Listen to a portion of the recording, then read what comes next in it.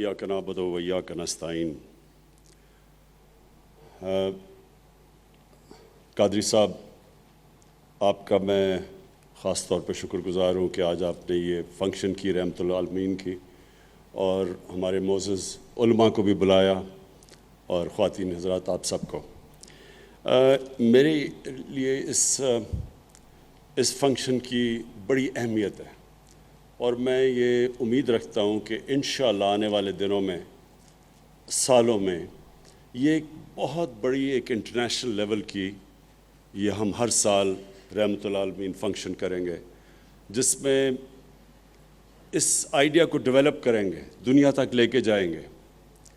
कि मैं ये समझता हूँ कि हमारे अपने मुल्क में भी लोगों को पूरी तरह और ख़ास तौर पे हमारे नौजवानों को पूरी तरह समझ नहीं है कि हमारे नबी सल्लल्लाहु अलैहि वसल्लम की क्या हैसियत थी। लोगों को नहीं इसकी पूरी तरह समझ, और मैं इस उम्र में भी नई नई चीज़ें उनके मुतालिक समझता हूँ जो मुझे पहले नहीं समझ थी। क्योंकि अल्लाह ने जब हमें हुक्म दिया कुरान में कि उनकी सुन्नत पे चलो, उनकी ज़िंदगी से सीखो, तो वो अल्लाह हमारे लिए कह रहा था, क्योंकि अल्लाह तो ख़ुद कफ़ील है, हम तो अल्लाह को कोई फ़ायदा नहीं पहुँचा सकते। सारा जो कुरान के अंदर अल्लाह का पैगाम है वो इंसानियत की बेहतरी के लिए, तो वो हमारी बेहतरी के लिए कहते हैं कि उनकी ज़िंदगी से सीखो, क्योंकि उनकी तरह का ना कोई अजीम इंसान आया है, ये ना आ सकता है। किसी ने वो अचीव नहीं किया दुनिया में जो एक इंसान ने किया। चाहे आप मुसलमान हो, मुसलमान यानी इस्लाम को माने या ना माने, जो अचीवमेंट एक इंसान हमारे नबी सल्लल्लाहु अलैहि वसल्लम की है, वो कोई दुनिया में इंसान ने नहीं की और ना कर सकता है। इसके ऊपर मगरिब में बड़ी किताबें लिखी हुई हैं। एक है माइकल हार्ट या कि 100 ग्रेटेस्ट मैन, उसमें नंबर 1, 100 ग्रेटेस्ट मैन में नंबर 1 वो उनको क्यों कहते हैं कि वो सबसे ग्रेटेस्ट इंसान थे? क्योंकि किसी ने वो चीज़ की नहीं। जो अचीवमेंट्स एक इंसान ने की थी वो दुनिया की तारीख का हिस्सा है, और जितनी जितनी आप उनकी ज़िंदगी के ऊपर पढ़ते जाएंगे आप रियलाइज़ करेंगे कि वो कितना बड़ा उनका मुकाम था और उससे हम क्या सीख सकते हैं। इसलिए अल्लाह ने हमें हुक्म दिया था। तो एक तो मैं पहले शुरू करूँ ये माहौलियात पे, तो उनकी एक हदीस थी कि इस दुनिया, अगली दुनिया के लिए इस तरह रहो कि आपने कल मर जाना है, लेकिन इस दुनिया के लिए इस तरह रहो कि आपने 1000 साल ज़िंदा रहना है। अब जितनी भी आप इसकी गहराई में जाएंगे आपको समझ आएगी कि आज दुनिया के मसले मसाइल इसी चीज़ में फंसे हुए हैं कि हमने आगे का सोचा ही नहीं।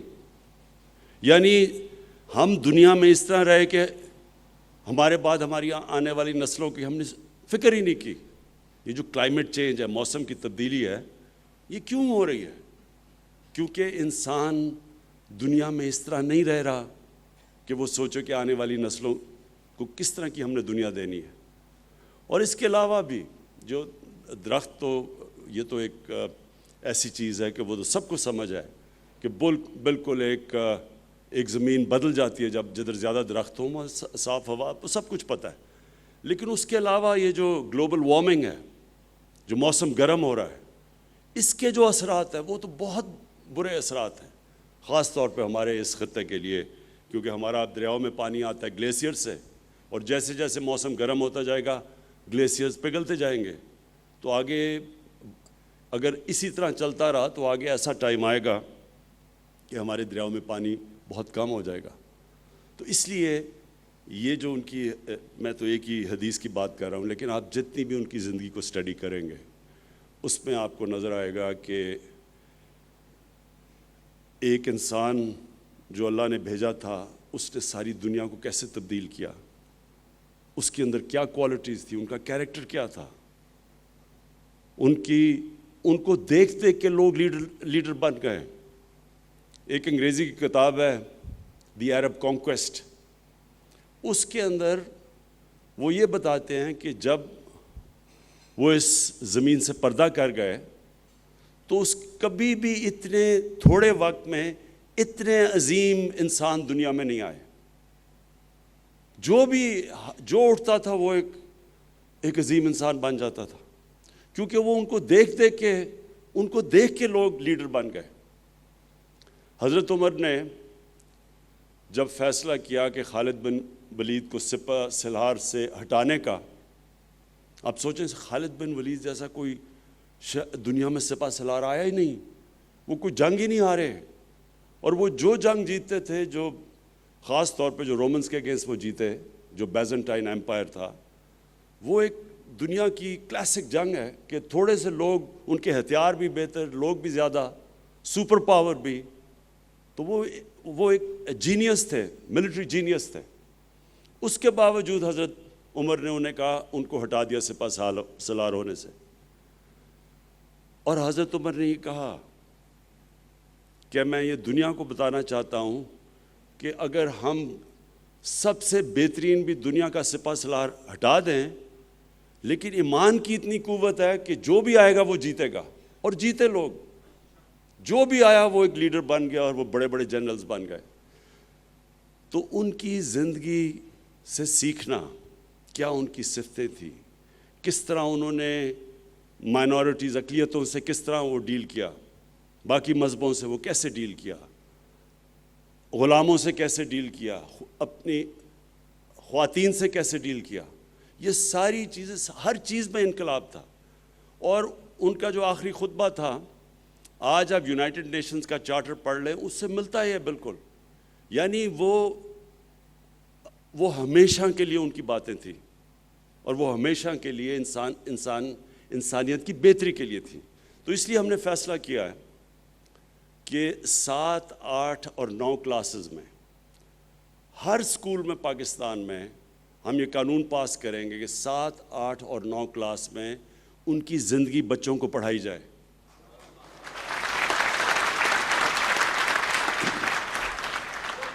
تاکہ ہمارے بچے ان کی زندگی سے سیکھیں. ہم جب میں نے باہر تعلیم پڑھا تھا, تو جو بھی ہمارے ساتھ اسٹوڈنٹس تھے وہ پڑھتے تھے, جو اس وقت کا کوئی بھی بڑا نام ہو اس کی کتاب پڑھتے تھے کہ وہ کیسے کامیاب ہوا. اب بچے پڑھتے ہیں بل گیٹس کیسے دنیا کا سب سے امیر ترین آدمی بن گیا, یا پھر ایک اور اسٹیو جابز, وہ بھی بڑا, یعنی کامیاب لوگ تھے سارے. تو ہمارے بھی یوتھ ان کو پڑھتی ہے کہ وہ کیسے کامیاب ہوئے. لیکن نبی صلی اللہ علیہ وسلم سے تو کوئی زیادہ کامیاب انسان ہوا ہی نہیں, نہ ہو سکتا ہے. تو اس کی زندگی سے جب تک ہمارے بچوں کو پتہ نہیں چلے گا, اور بچوں کو نہیں پتہ, آپ یقین کریں کہ میں حیران ہوتا ہوں کہ ہمارے اپنے پڑھے لکھے ہمارے اسٹوڈنٹس, گریجویٹس کو ان کی زندگی کی نہیں سمجھ.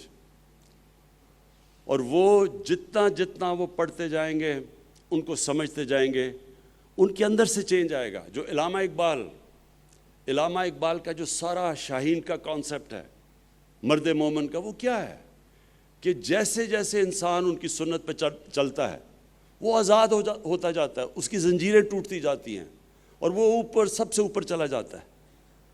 یہ جو ان کی کوالٹیز تھیں, جو اللہ ہمیں کہتا ہے کہ ان سے سیکھو, یہ جب تک ہمارے بچوں کو پوری طرح سمجھ نہ ہو, ایک دفعہ ان کو سمجھ آ جائے. اور یہ علامہ اقبال بھی یہی کہتے ہیں کہ جب آپ ایک نوجوان کو پوری طرح سمجھا دیں اپنی اسلام کی تاریخ, اپنی نبی صلی اللہ علیہ وسلم کی زندگی, پھر وہ دنیا میں جدھر بھی چلا جائے ان کو فرق نہیں پڑے گا. لیکن اگر آپ ان کو صحیح طرح تعلیم نہیں دیں گے تو وہ جب باہر جائیں گے وہ متاثر ہو جائیں گے. وہ جب دیکھیں گے ٹیکنالوجیکل پروگریس مغرب کے اندر تو متاثر ہو جائیں گے. تو ایک تو ہم نے یہ فیصلہ کیا. دوسری بات قادری صاحب نے جو بھی کی, یہ جو فرانس میں یہ جو بھی ہو رہا ہے, دیکھیں میں جب بھی میں وزیر اعظم بنا تو میں نے OIC کی میٹنگ اٹینڈ کی. OIC کی میٹنگ میں بھی میں نے سب وہاں ہیڈز آف اسٹیٹ تھے, میں نے ان سب کو یہ بات کہی کہ یہ جو اسلاموفوبیا ہے, یہ اسلاموفوبیا جو مغرب میں بڑھ رہا ہے، یہ جب تک مسلمانوں کے ہیڈز آف سٹیٹس مل کے اس کے اوپر پوزیشن نہیں لیں گے، یہ بڑھتا جائے گا. اور اس کا سب سے بڑا نقصان جو ہمارے مسلمان رہ رہے ہیں مغرب میں یا ان ملکوں میں جدھر وہ اقلیتیں ہیں، مائنورٹیز ہیں، اگر ہم اس کو ایڈریس نہیں کریں گے اسلاموفوبیا کو، تو یہ بیماری بڑھتی جائے گی. اور یہ جو فرانس میں ہو رہا ہے، یہ بالکل وہی ہو رہا ہے جو کہ ہم سب کو نظر آ رہا تھا کہ یہ ہونا ہے. اور وہ یہ کیوں ہو رہا ہے؟ میں باقیوں سے زیادہ مغرب کو سمجھتا ہوں.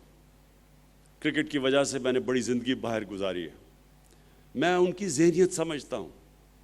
دیکھیں، مغرب کے لوگوں کو نہیں سمجھ جو ہمارا رشتہ ہے نبی صلی اللہ علیہ وسلم سے. ان کو سمجھ آ بھی نہیں سکتی. وہ اس لیے نہیں آ سکتی کہ ان کے جو مسیح برادری ہے، ان کے وہ جو حضرت عیسیٰ سے جو ان کا عقیدہ ہے، اور پھر یہودیوں کا بھی، وہ ان کی وہاں میڈیا کے اوپر یا جس طرح ان کے اوپر وہ گفتگو کرتے ہیں، وہ ادب نہیں ہے جو ہمارے میں ہے. ہم حضرت عیسیٰ، حضرت موسیٰ، ہم سارے اللہ کے پیغمبروں، ہم ان سے بڑی ادب سے ان کا نام لیتے ہیں. وہاں یہ نہیں ہے چیز. میں جب 18 سال کا گیا وہاں پہلی دفعہ، تو مزاحیہ فلمیں بنی ہوئی تھی اللہ کے پیغمبروں کے اوپر، حضرت عیسیٰ کے اوپر، اور وہ اس کو برا نہیں سمجھتے تھے. تو میں حیران ہوتا تھا دیکھ کے. فلمیں انہوں نے بنائی ہوئی ہیں جو کہ بے حرمتی کرتی ہیں حضرت عیسیٰ کی، لیکن وہاں اس طرح ریاکشن نہیں آتا. تو میں نے تب ہی سمجھ لیا کہ ان کو اندازہ ہی نہیں ہے جس طرح ہم مسلمان رہتے ہیں اور جو ہمارے عقیدہ ہے. اس لیے ہوا کیا، پہلا ایک سلمان رشدی نے آج سے 30 سال پہلے کتاب لکھی، مسلمان دنیا میں بالکل ٹھیک جائز شور میں چاہ. سلمان رشدی کو پتہ تھا کہ مسلمانوں کو تکلیف ہوگی، کیونکہ وہ تو ہندوستان میں مسلمان گھر میں پیدا ہوا تھا. لیکن مغرب کو نہیں سمجھ آ رہی تھی کہ یہ کیا ہوا مسلمان دنیا میں، کیونکہ ان کا، پھر سے میں آپ کو بتاؤں، ان کا بالکل تاثر ہی اور ہے. دین کے اوپر وہ بالکل مختلف سوچتے ہیں. اور زیادہ تر تو وہ ایتھیسٹ بن چکے ہیں. زیادہ تر یورپ کے اندر دین تو بہت کم لوگ اب فالو کرتے ہیں. تو جب وہ وہاں سے شروع ہوا تو ادھر سے انہوں نے یہ شروع کر دیا کہ جو مسلمان ہیں یہ آزادی رائے کے خلاف ہیں، تنگ نظر ہیں. پوری کیمپین چل گئی. ان کو ہماری سمجھ نہیں ہے، یہ ہمارے ویلیوز کو نہیں سمجھتے، یہ ہماری ڈیموکریسی کو، آزادی کو نہیں سمجھتے. یہ پوری کیمپین چل گئی. اور کیمپین چلائی گئی. وہ لوگ، ایک چھوٹا سا طبقہ وہاں ہے جو اسلام کے خلاف ہے، جو اسلام کو بری نظر میں دکھانا چاہتا ہے، جو پروپیگنڈا کرتا ہے اسلام کے خلاف. انہوں نے فائدہ اٹھایا اس سے. اور ہمارے مسلمان دنیا میں جو ہونا چاہیے تھا کہ ہمیں تب سارے لیڈرز کو جمع ہو کے یو این کے اندر اور یورپین یونین میں بتانا ان کو چاہیے تھا کہ یہ ہمیں آپ تکلیف دیتے ہیں جب آپ کوئی بھی ایسی چیز کریں جو ہمیں نقصان، جو بے حرمتی کرے ہمارے نبی صلی اللہ علیہ وسلم کی. ہمیں بتانا چاہیے تھا. یہی میں نے OIC میں کہا، یہی میں نے یونائٹڈ نیشنز میں کہا کہ جب تک ہم جو مسلمان لیڈرز ہیں ہم ان کو نہیں بتائیں گے، وہ جو چھوٹا سا طبقہ ہے وہ ہمیشہ استعمال کرے گا.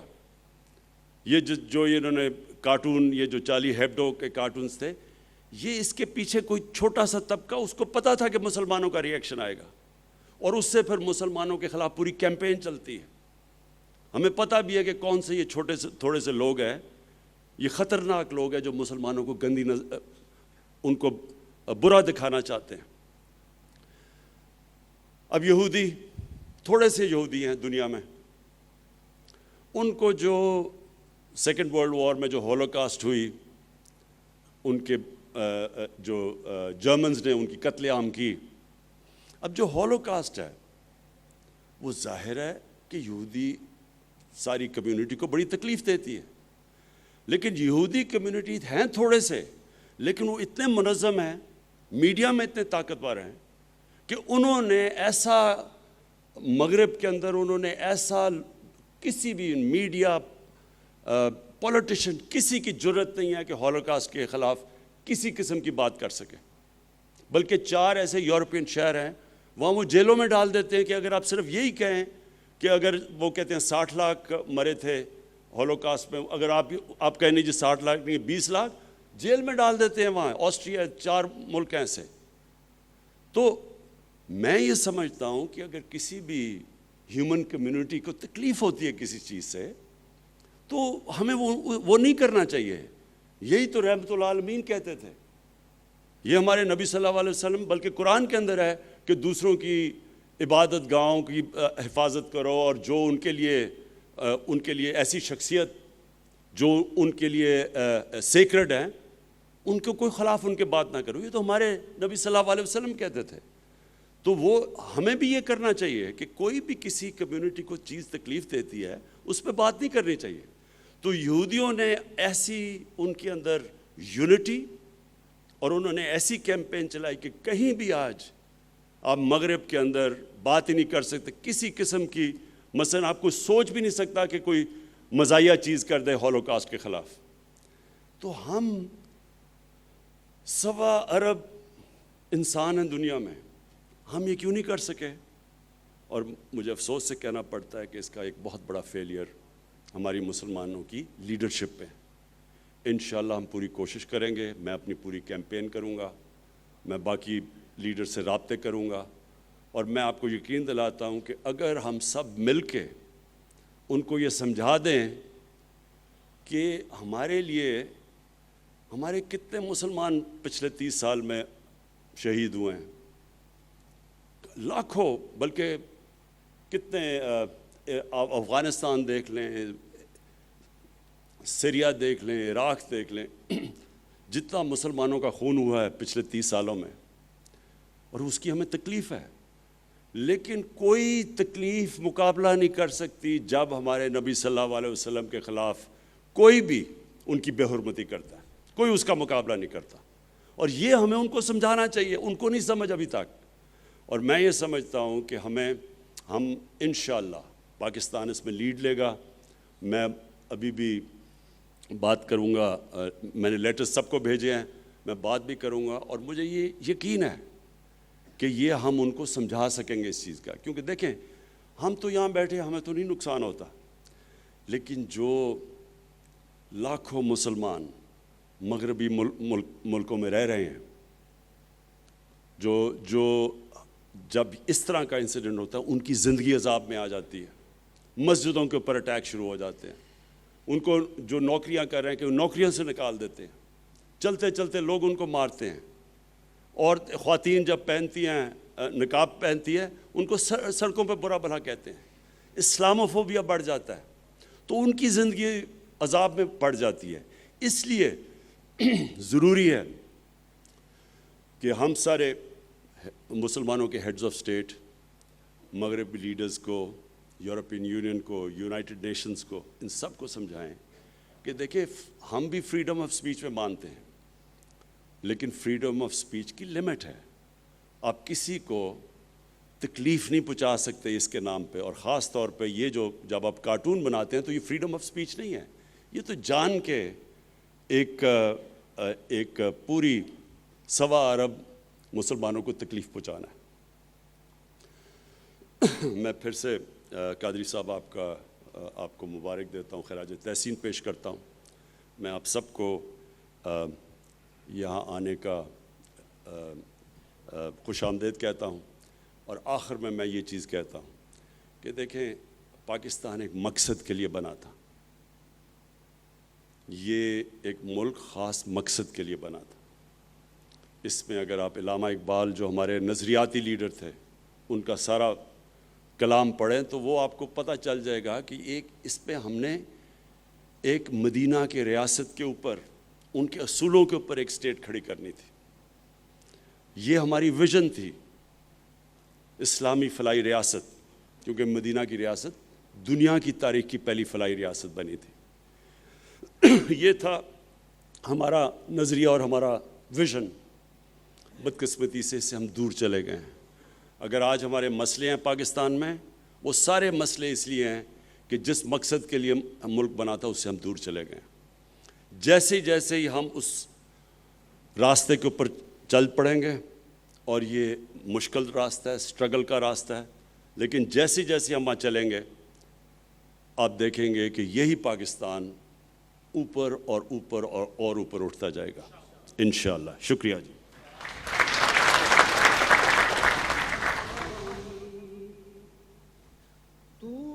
مولانا عبدالخبیر آزاد صاحب آ جائیں اور دعا فرمائیں۔